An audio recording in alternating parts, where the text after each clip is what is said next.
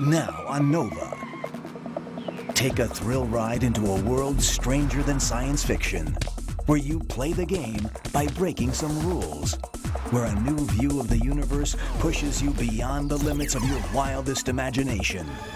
This is the world of string theory, a way of describing every force and all matter, from an atom to Earth to the end of the galaxies, from the birth of time to its final tick, in a single theory, a theory of everything.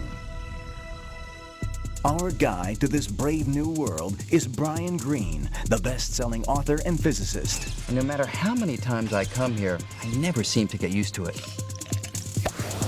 Can he help us solve the greatest puzzle of modern physics? That our understanding of the universe is based on two sets of laws that don't agree. Resolving that contradiction eluded even Einstein, who made it his final quest. After decades, we may finally be on the verge of a breakthrough. The solution is strings. Tiny bits of energy vibrating like the strings on a cello. A cosmic symphony at the heart of all reality. But it comes at a price. Parallel universes and 11 dimensions, most of which you've never seen. We really may live in a universe with more dimensions than meet the eye. People who've said that there are extra dimensions of space have been labeled crackpots or people who are bananas. A mirage of science and mathematics? Or the ultimate theory of everything? If string theory fails to provide a testable prediction, then nobody should believe it. Is that a theory of physics or a philosophy? One thing that is certain is that string theory is already showing us that the universe may be a lot stranger than any of us ever imagined. Coming up tonight. It all started with an apple. The triumph of Newton's equations come from the quest to understand the planets and the stars. And we've come a long way since. Einstein gave the world a new picture for what the force of gravity actually is. Where he left off, string theorists now dare to go. But how close are they to fulfilling Einstein's dream?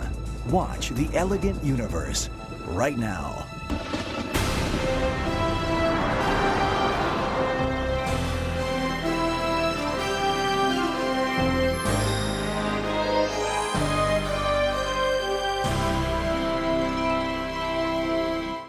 Major funding for NOVA is provided by the Park Foundation.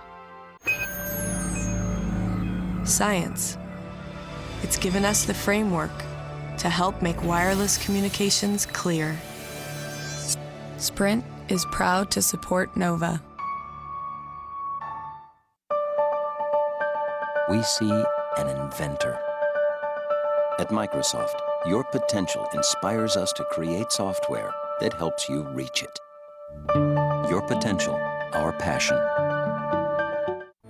Funding for the Elegant Universe is provided by the Alfred P. Sloan Foundation to enhance public understanding of science and technology. And by the National Science Foundation, America's investment in the future. Additional funding is provided by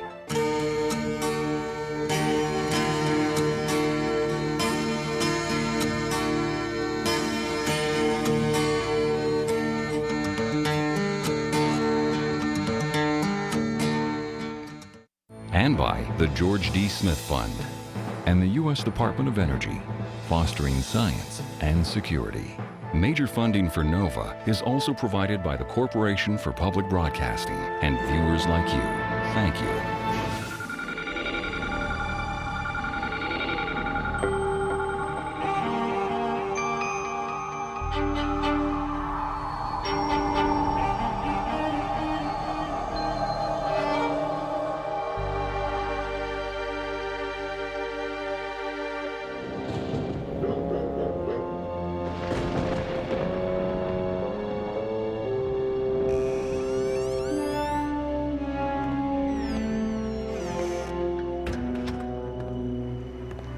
50 years ago, this house was the scene of one of the greatest mysteries of modern science.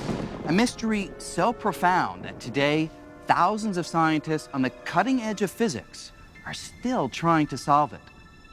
Albert Einstein spent his last 2 decades in this modest home in Princeton, New Jersey. And in his second-floor study, Einstein relentlessly sought a single theory, so powerful it would describe all the workings of the universe. Even as he neared the end of his life, Einstein kept a notepad close at hand, furiously trying to come up with the equations for what would come to be known as the theory of everything. Convinced he was on the verge of the most important discovery in the history of science, Einstein ran out of time, his dream unfulfilled. Now, almost a half-century later, Einstein's goal of unification, combining all the laws of the universe in one all-encompassing theory, has become the holy grail of modern physics. And we think we may at last achieve Einstein's dream with a new and radical set of ideas called string theory. But if this revolutionary theory is right, we are in for quite a shock. String theory says we may be living in a universe where reality meets science fiction. A universe of 11 dimensions, with parallel universes right next door. An elegant universe composed entirely of the music of strings. But for all its ambition, the basic idea of string theory is surprisingly simple. It says that everything in the universe, from the tiniest particle to the most distant star, is made from one kind of ingredient: unimaginably small, vibrating strands of energy called strings.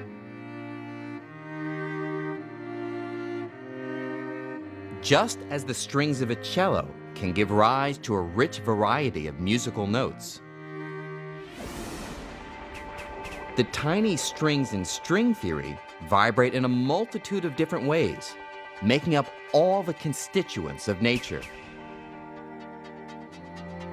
In other words, the universe is like a grand cosmic symphony, resonating with all the various notes these tiny, vibrating strands of energy can play.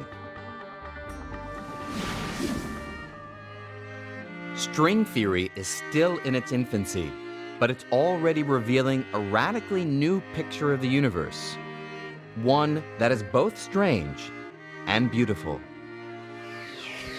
But what makes us think we can understand all the complexity of the universe, let alone reduce it to a single theory of everything?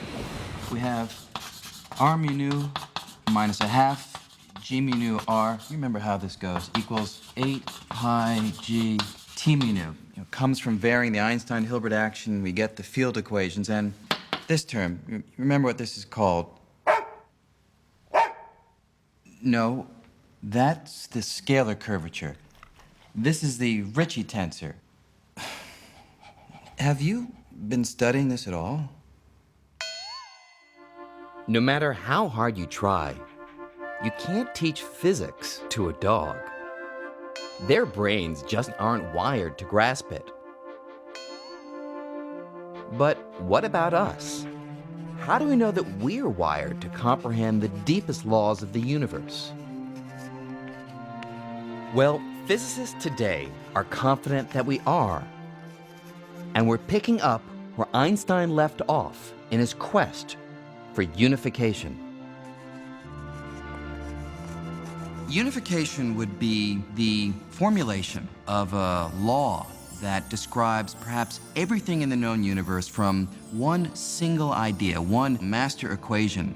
And we think that there might be this master equation because throughout the course of the last 200 years or so, our understanding of the universe has given us a variety of explanations that are all pointing towards one spot. They seem to all be converging on one nugget of an idea that we're still trying to find. Unification is where it's at. Unification is what we're trying to accomplish. The whole aim of fundamental physics is to see more and more of the world's phenomena in terms of fewer and fewer and simpler principles. We feel as physicists that if we can explain a wide number of phenomena in a very simple manner, that's somehow progress. There is almost an emotional aspect to the way in which the great theories in physics sort of encompass a wide variety of apparently different physical phenomena. So this idea that we should be aiming to unify our understanding is inherent, essentially, to the whole way in which this kind of science progresses. And long before Einstein, the quest for unification began with the most famous accident in the history of science. As the story goes, one day in 1665, a young man was sitting under a tree when all of a sudden he saw an apple fall from above. And with the fall of that apple, Isaac Newton revolutionized our picture of the universe. In an audacious proposal for his time, Newton proclaimed that the force pulling apples to the ground and the force keeping the moon in orbit around the Earth were actually one and the same. In one fell swoop, Newton unified the heavens and the Earth in a single theory he called gravity.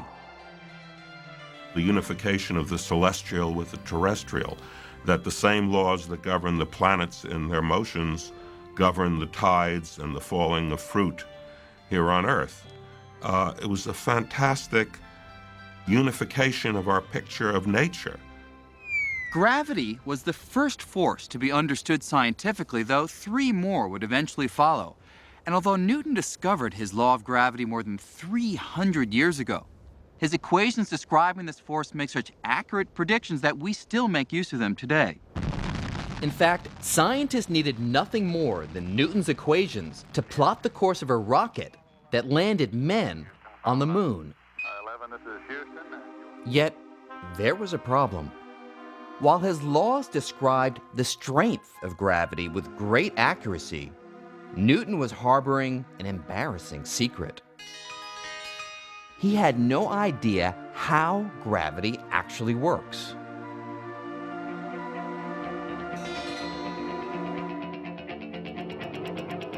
For nearly 250 years, scientists were content to look the other way when confronted with this mystery. But in the early 1900s, an unknown clerk working in the Swiss patent office would change all that. While reviewing patent applications, Albert Einstein was also pondering the behavior of light. And little did Einstein know that his musings on light would lead him to solve Newton's mystery of what gravity is. At the age of 26, Einstein made a startling discovery: that the velocity of light is a kind of cosmic speed limit, a speed that nothing in the universe can exceed. But no sooner had the young Einstein published this idea than he found himself squaring off with the father of gravity. The trouble was, the idea that nothing can go faster than the speed of light flew in the face of Newton's picture of gravity. To understand this conflict, we have to run a few experiments. And to begin with, let's create a cosmic catastrophe. Imagine that all of a sudden, and without any warning, the sun vaporizes and completely disappears. Now, let's replay that catastrophe and see what effect it would have on the planets according to Newton. Newton's theory predicts that with the destruction of the sun, the planets would immediately fly out of their orbits, careening off into space.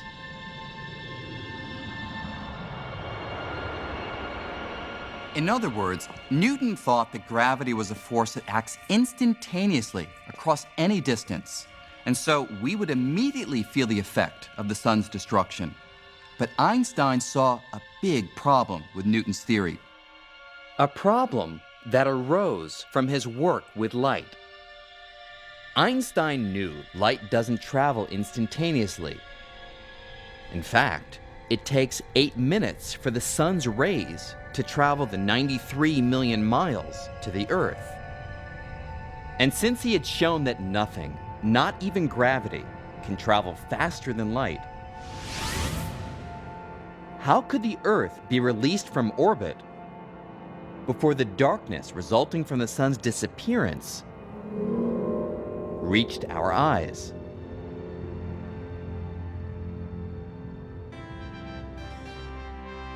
To the young upstart from the Swiss Patent Office, anything outrunning light was impossible. And that meant the 250-year-old Newtonian picture of gravity was wrong. If Newton is wrong, then why do the planets stay up? Because remember, the triumph of Newton's equations come from the quest to understand the planets and the stars. In particular, the problem of why do the planets have the orbits that they do. And with Newton's equations, you can calculate the way that the planets will move. Einstein's got to resolve this dilemma. In his late 20s, Einstein had to come up with a new picture of the universe in which gravity does not exceed the cosmic speed limit. Still working his day job in the patent office, Einstein embarked on a solitary quest to solve this mystery. After nearly 10 years of racking his brain, he found the answer in a new kind of unification. Einstein came to think of the 3 dimensions of space and the single dimension of time as bound together in a single fabric of space-time.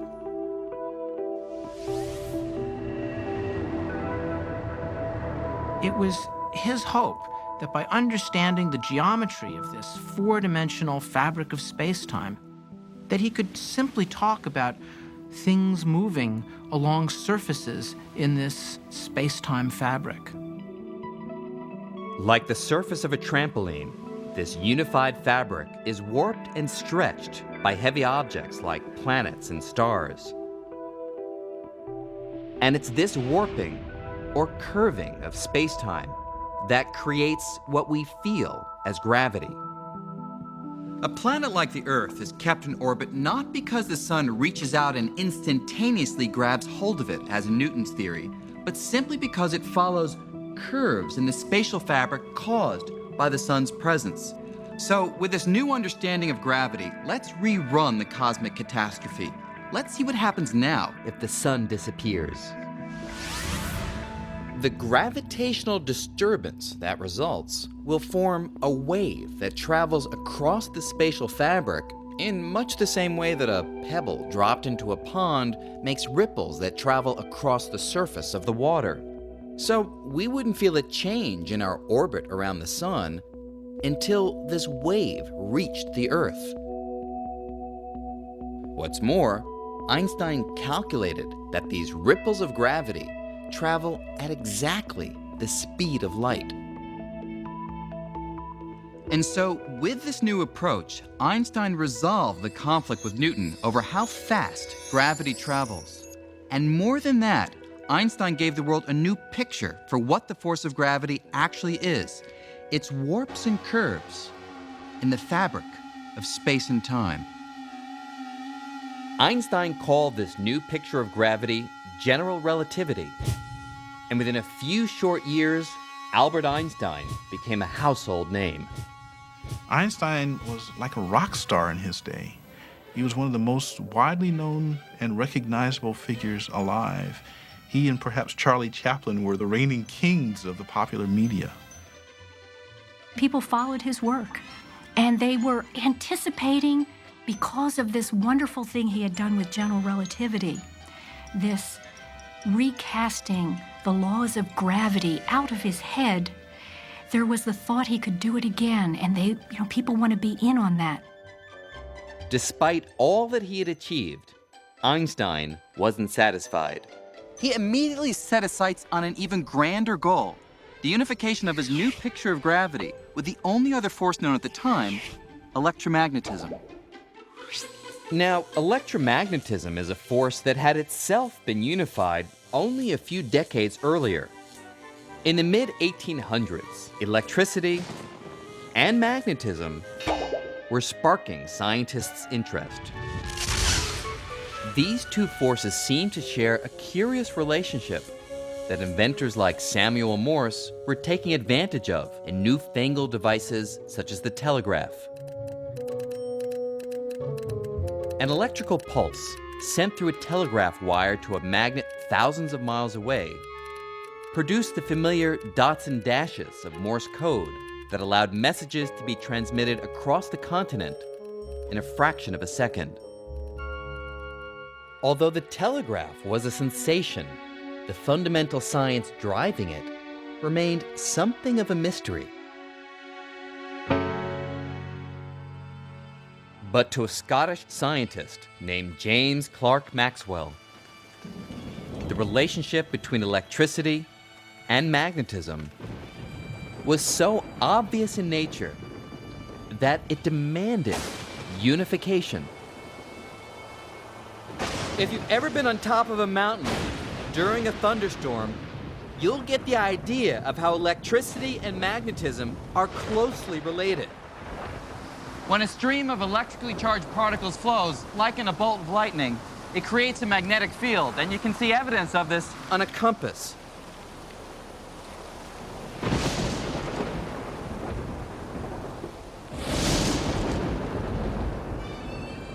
Obsessed with this relationship, the Scot was determined to explain the connection between electricity and magnetism in the language of mathematics.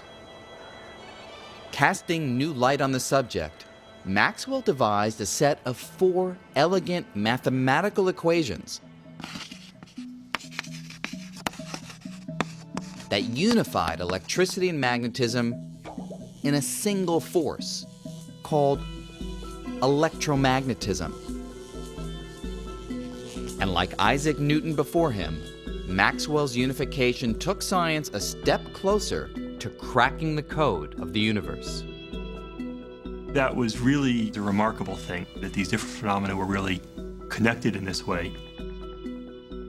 And it's another example of diverse phenomena coming from a single underlying building block or a single underlying principle.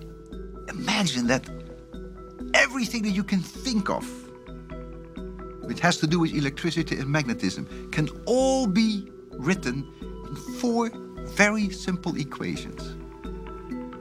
Isn't that incredible? Isn't that amazing? I call that elegant. Einstein thought that this was one of the triumphant moments of all of physics and admired Maxwell hugely for what he had done. About 50 years after Maxwell unified electricity and magnetism, Einstein was confident that if he could unify his new theory of gravity with Maxwell's electromagnetism, he'd be able to formulate a master equation that could describe everything, the entire universe. Einstein clearly believes that the universe has an overall grand and beautiful pattern to the way that it works. And so to answer the question, why was he looking for the unification? I think the answer is simply that Einstein is one of those physicists who really wants to know the mind of God, which means the entire picture. Today, this is the goal of string theory: to unify our understanding of everything, from the birth of the universe to the majestic swirl of galaxies, in just one set of principles, one master equation. Newton had unified the heavens and the earth in a theory of gravity. Maxwell had unified electricity and magnetism. Einstein reasoned all that remained to build a theory of everything, a single theory that could encompass all the laws of the universe, was to merge his new picture of gravity with electromagnetism. He certainly had motivation. Probably one of them might have been aesthetics or this quest to simplify. Another one might have been just the physical fact that it seems like the speed of gravity is equal to the speed of light. So if they both go at the same speed, then maybe that's an indication of some underlying symmetry. But as Einstein began trying to unite gravity and electromagnetism, he would find that the difference in strength between these two forces would outweigh their similarities. Let me show you what I mean. We tend to think that gravity is a powerful force. After all, it's the force that right now is anchoring me to this ledge. But compared to electromagnetism, it's actually terribly feeble. In fact, there's a simple little test to show this. Imagine that I was to leap from this rather tall building. Actually, let's not just imagine it. Let's do it. You'll see what I mean.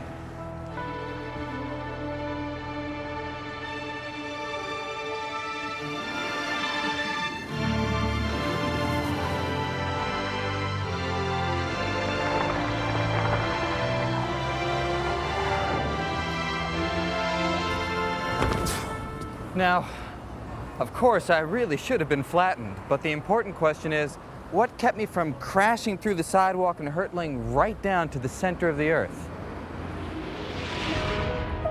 Well, strange as it sounds, the answer is electromagnetism.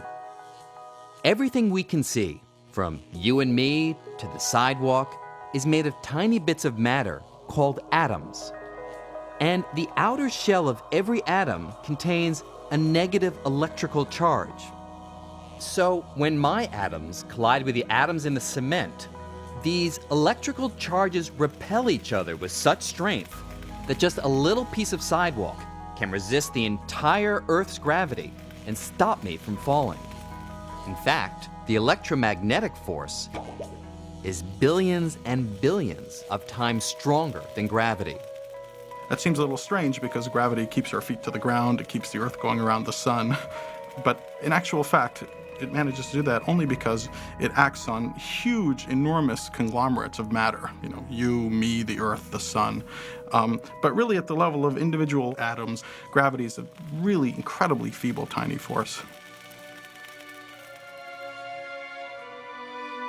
It would be an uphill battle for Einstein to unify these two forces of wildly different strengths. And to make matters worse, barely had he begun before sweeping changes in the world of physics would leave him behind. Einstein had achieved so much in the years up to about 1920 that he naturally expected that he could go on by playing the same theoretical games and go on achieving great things. And he couldn't. Nature revealed itself in other ways in the 1920s and 1930s, and the particular tricks and tools that Einstein had at his disposal that had been so fabulously successful just weren't applicable anymore.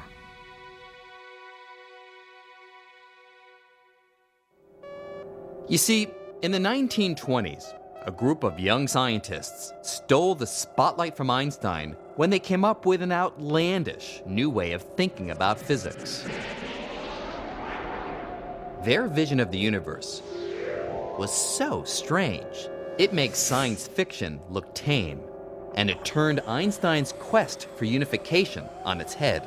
Unification. Unification. Led by Danish physicist Niels Bohr, these scientists were uncovering an entirely new realm of the universe. Atoms, long thought to be the smallest constituents of nature, were found to consist of even smaller particles, the now familiar nucleus of protons and neutrons, orbited by electrons. And the theories of Einstein and Maxwell were useless at explaining the bizarre way these tiny bits of matter interact with each other inside the atom. There was a tremendous mystery about how to account for all this, how to account for what was happening to the nucleus as the atom began to be pried apart in different ways. And the old theories were totally inadequate to the task of explaining them. Gravity was irrelevant, it was far too weak, and electricity and magnetism was not sufficient. Without a theory to explain this strange new world, these scientists were lost in an unfamiliar atomic territory, looking for any recognizable landmarks.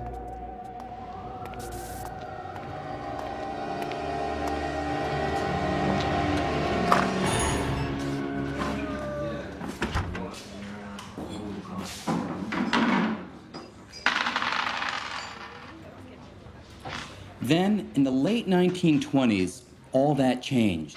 During those years, physicists developed a new theory called quantum mechanics, and it was able to describe the microscopic realm with great success. But here's the thing. Quantum mechanics was so radical a theory that it completely shattered all previous ways of looking at the universe. Einstein's theories demand that the universe is orderly and predictable. But Niels Bohr disagreed. He and his colleagues proclaimed that at the scale of atoms and particles, the world is a game of chance. At the atomic or quantum level, uncertainty rules. The best you can do, according to quantum mechanics, is predict the chance or probability of one outcome or another. And this strange idea opened the door to an unsettling new picture of reality.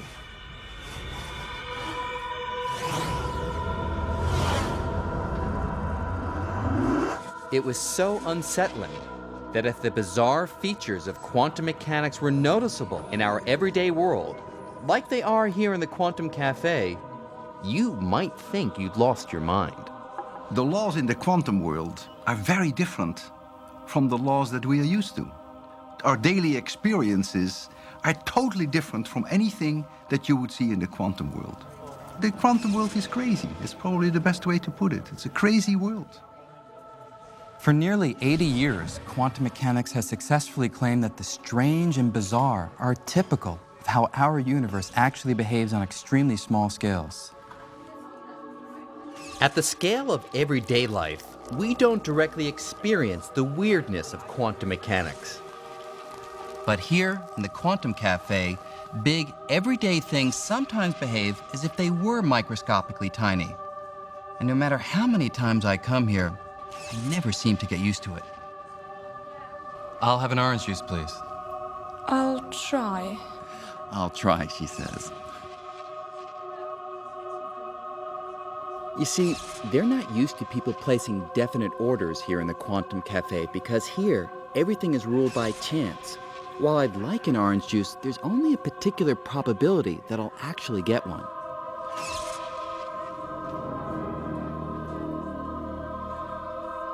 And there's no reason to be disappointed with one particular outcome or another because quantum mechanics suggests that each of the possibilities, like getting a yellow juice or a red juice, may actually happen.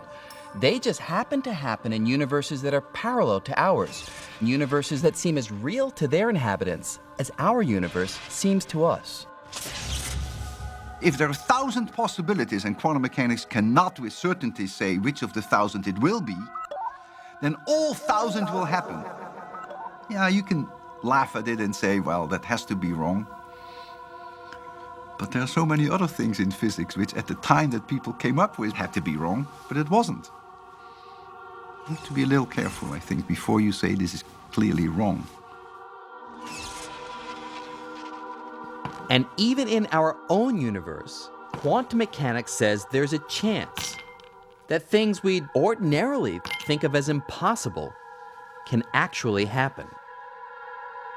For example, there's a chance that particles can pass right through walls or barriers that seem impenetrable to you or me. There's even a chance that I could pass through something solid, like a wall.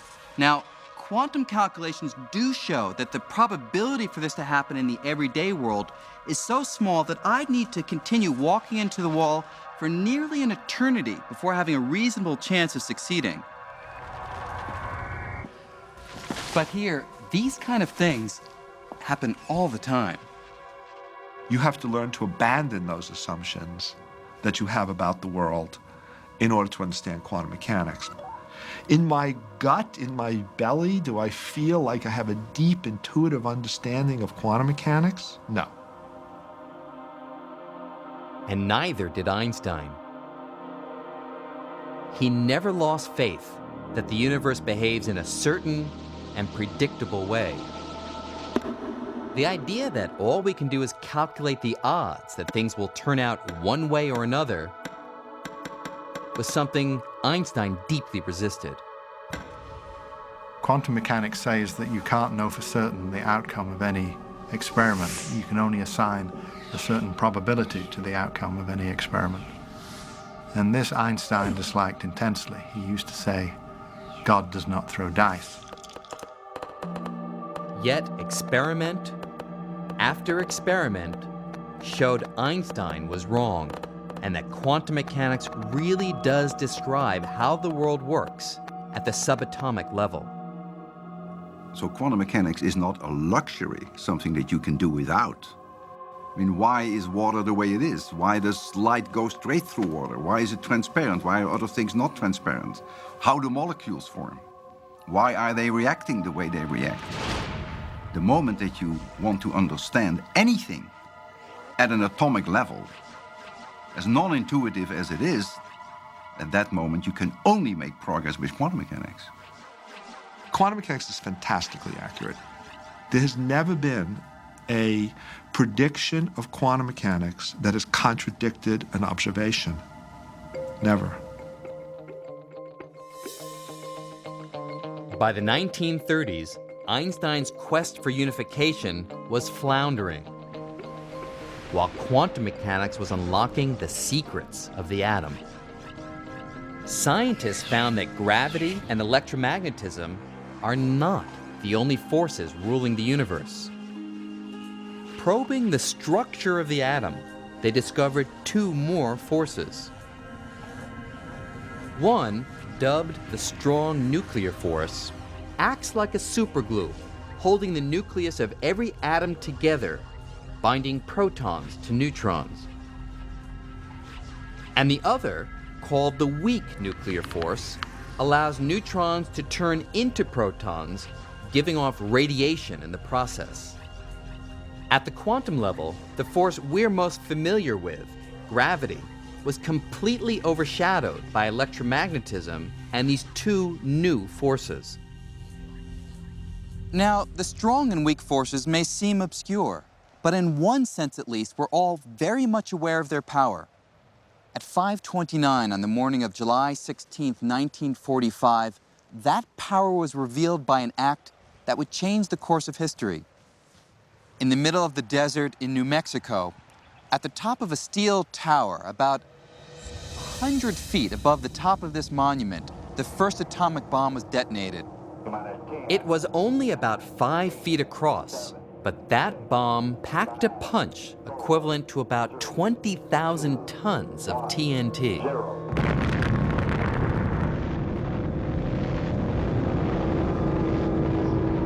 With that powerful explosion, scientists unleashed the strong nuclear force, the force that keeps neutrons and protons tightly glued together inside the nucleus of an atom. By breaking the bonds of that glue and splitting the atom apart, vast, truly unbelievable amounts of destructive energy were released.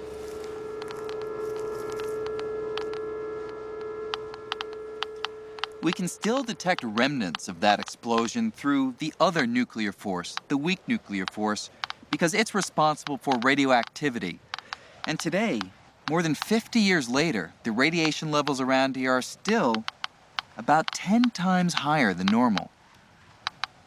So, although in comparison to electromagnetism and gravity, the nuclear forces act over very small scales, their impact on everyday life is every bit as profound. But what about gravity? Einstein's general relativity. Where does that fit in at the quantum level? Quantum mechanics tells us how all of nature's forces work in the microscopic realm, except for the force of gravity. Absolutely no one could figure out how gravity operates when you get down to the size of atoms and subatomic particles. That is, no one could figure out how to put general relativity and quantum mechanics together into one package. For decades, every attempt to describe the force of gravity in the same language as the other forces, the language of quantum mechanics, has met with disaster. You try to put those two pieces of mathematics together, they do not coexist peacefully. You get answers that the probabilities of the event you're looking at are infinite. Nonsense. It's not profound, it's just nonsense. It's very ironic because it was the first force to actually be understood in some decent quantitative way, but it still remains split off and very different from the other ones. The laws of nature are supposed to apply everywhere. So if Einstein's laws are supposed to apply everywhere, and the laws of quantum mechanics are supposed to apply everywhere, well, you can't have two separate everywheres.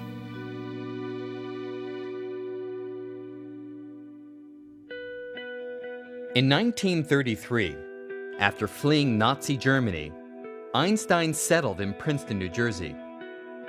Working in solitude, he stubbornly continued the quest he had begun more than a decade earlier to unite gravity and electromagnetism. Every few years, headlines appeared proclaiming Einstein was on the verge of success, but most of his colleagues believed his quest was misguided and that his best days were already behind him. Einstein in his later years got rather detached from the work of physics in general and stopped reading people's papers. I didn't even think he knew there was such a thing as the weak nuclear force. He didn't pay attention to those things. He kept working on the same problem that he had started working on as a younger man. When the community of theoretical physicists begin to probe the atom, Einstein very definitely gets left out of the picture. He, in some sense, chooses not to look at the physics coming from these experiments. That means that the laws of quantum mechanics play no role in his sort of further investigations. He's thought to be this doddering, sympathetic old figure who led an earlier revolution but somehow fell out of it. It is as if a general who was a master of horse cavalry, who has achieved great things as a commander at the beginning of the First World War, would try to bring mounted cavalry into play against the barbed wire trenches and machine guns of the other side. Albert Einstein died on April 18, 1955. And for many years, it seemed that Einstein's dream of unifying the forces in a single theory died with him. So the quest for unification becomes a backwater of physics. By the time of Einstein's death in the 50s, almost no serious physicists are engaged in this quest for unification.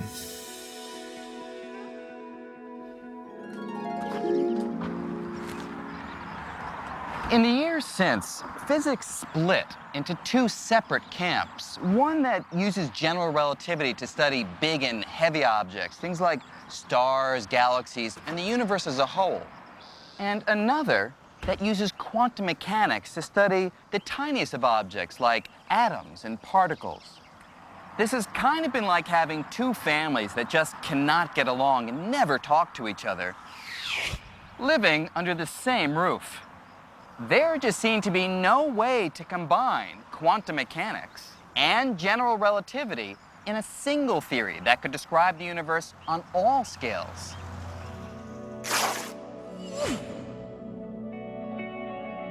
Now, in spite of this, we've made tremendous progress in understanding the universe. But there's a catch. There are strange realms of the cosmos that will never be fully understood until we find a unified theory. And nowhere is this more evident than in the depths of a black hole. A German astronomer named Karl Schwarzschild first proposed what we now call black holes in 1916. While stationed on the front lines in World War I, he solved the equations of Einstein's general relativity in a new and puzzling way. Between calculations of artillery trajectories, Schwarzschild figured out that an enormous amount of mass, like that of a very dense star, concentrated in a small area, would warp the fabric of space-time so severely that nothing, not even light, could escape its gravitational pull. For decades, physicists were skeptical that Schwarzschild's calculations were anything more than theory.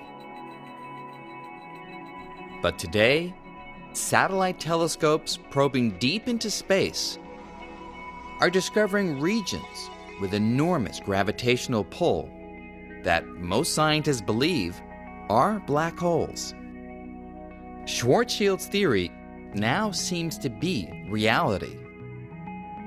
So, here's the question.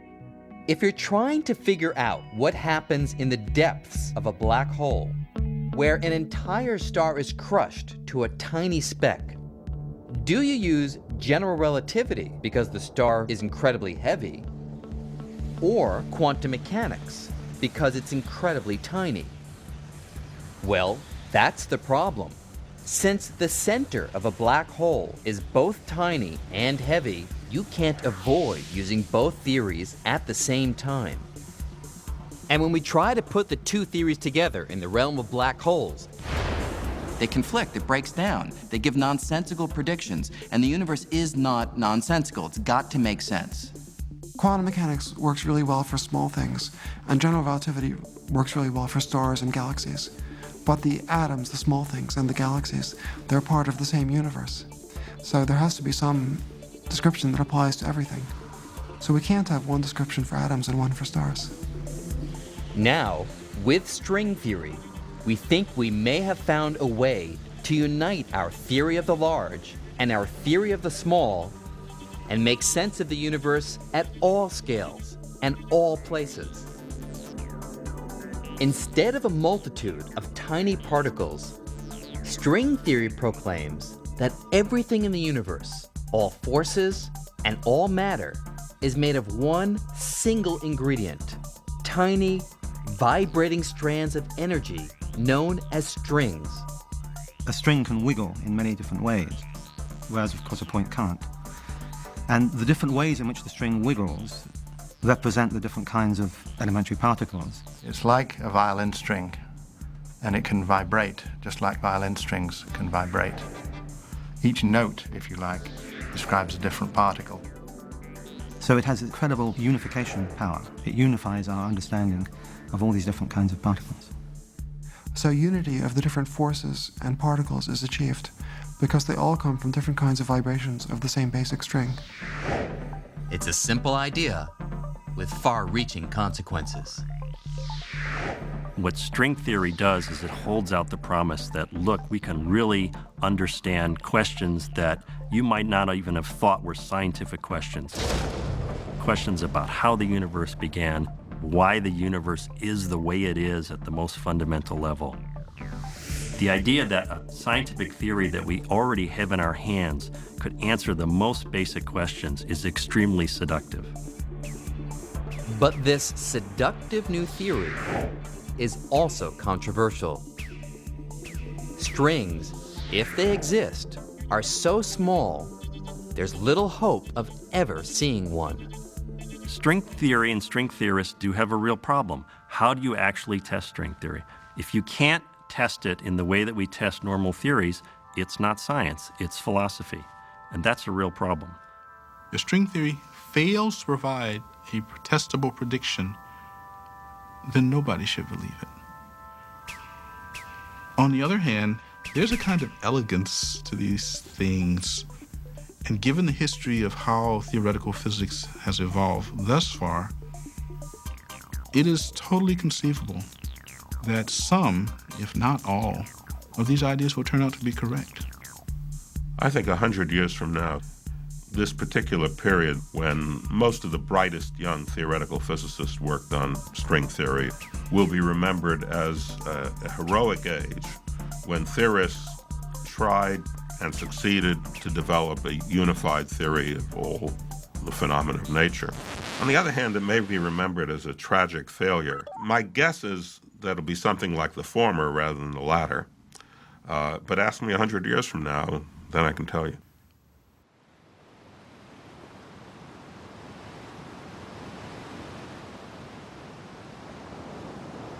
Our understanding of the universe has come an enormously long way during the last 3 centuries. Just consider this. Isaac Newton, who's perhaps the greatest scientist of all time, once said, "I have been like a boy, playing on the seashore, diverting myself in now and then finding a smoother pebble or prettier shell than usual, while the great ocean of truth lay before me, all undiscovered." And yet, 250 years later, Albert Einstein, who was Newton's true successor, was able to seriously suggest that this vast ocean, all the laws of nature, might be reduced to a few fundamental ideas expressed by a handful of mathematical symbols. And today, a half-century after Einstein's death, we may at last be on the verge of fulfilling his dream of unification with string theory.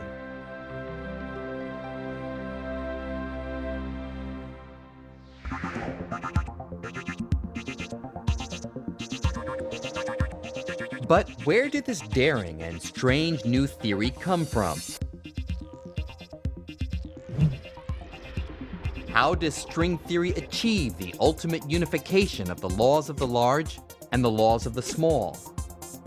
And how will we know if it's right or wrong? No experiment can ever check up what's going on at the distances that are being studied. The theory is permanently safe. Is that a theory of physics or a philosophy? It isn't written in the stars that we're going to succeed, but in the end, we hope we will have a single theory that governs everything.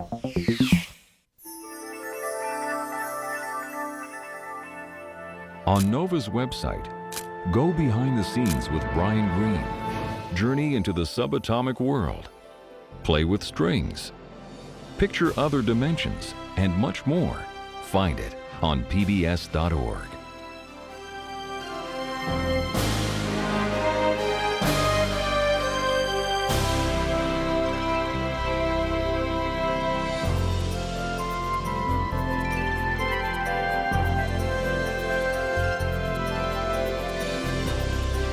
To order this program on VHS or DVD, or the book The Elegant Universe, please call WGBH Boston Video at 1-800-255-9424. Next time on Nova, play hard, break some rules, and push the limits of your wildest imagination. Brian Greene takes you on a quest for the theory of everything. PBS presents Nova, The Elegant Universe.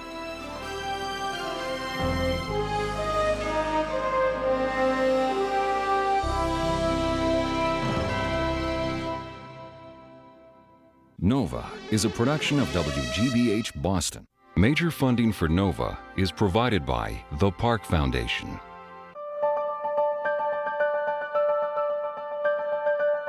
We see Teacher of the Year. We see kids reaching their potential, It's what inspires us to create software that helps you reach yours. Science. It's given us the framework to help make wireless communications clear. Sprint is proud to support NOVA. Funding for the Elegant Universe is provided by the Alfred P. Sloan Foundation to enhance public understanding of science and technology. And by the National Science Foundation, America's investment in the future. Additional funding is provided by